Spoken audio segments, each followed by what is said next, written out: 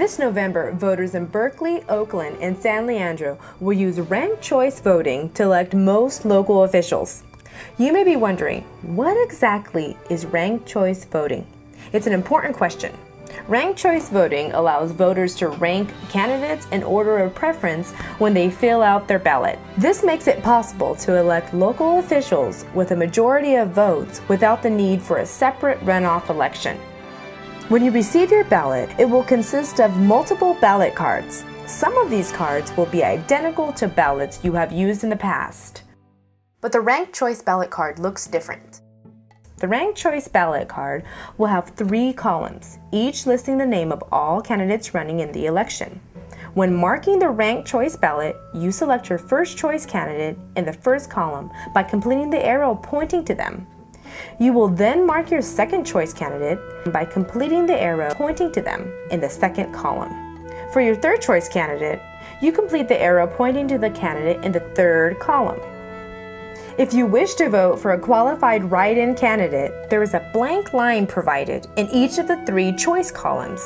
Write in the candidate's name, then complete the arrow pointing to their name. Please keep in mind that you should not choose the same candidate for your first, second, and third choice.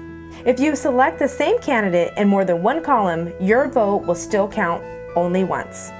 When the polls close on election day, all of the first choice votes are counted.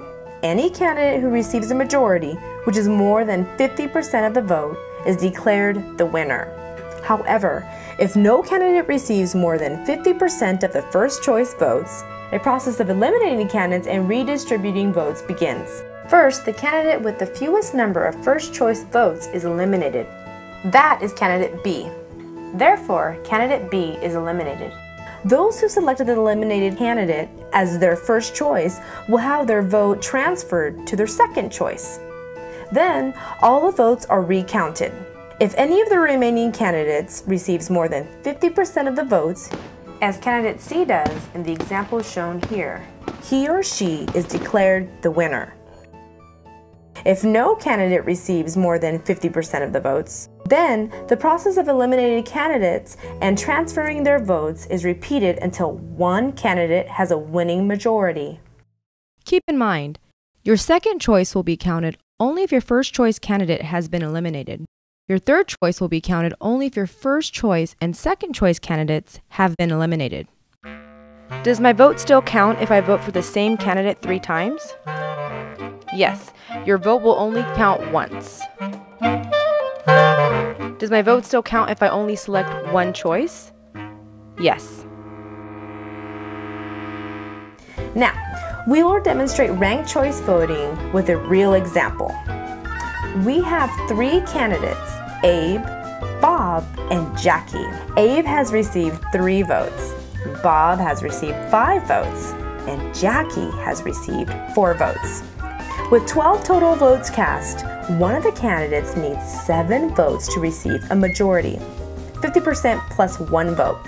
As you can see, none of these candidates received a majority. So therefore, we must have a round of elimination and transfer. Because no candidate received a majority, the candidate who received the fewest number of first choice votes is eliminated from the election. In our example, this is candidate Abe. But because Abe is eliminated from the election, we must spend a little bit of time transferring the votes to help determine who the winner will be. Of the voters who picked Abe as their first choice candidate, 2 chose Bob as their second choice, and 1 chose Jackie as their second choice. Because of the elimination of candidate Abe, these second choice votes are transferred to the 2 remaining candidates. After the votes are transferred, we see that candidate Bob has 7 votes and candidate Jackie has 5 votes. In other words, Bob now has a majority. Therefore, he is declared the winner. We hope that you have learned more about ranked choice voting and who is elected using this method. And of course, there is more information available for your review at our website, www.acgov.org/ROV. Also, feel free to contact us at Alameda County Registrar of Voters, 1225 Fallon Street, Room G1, Oakland, California, 94612, or you can call us at 510-272-6973.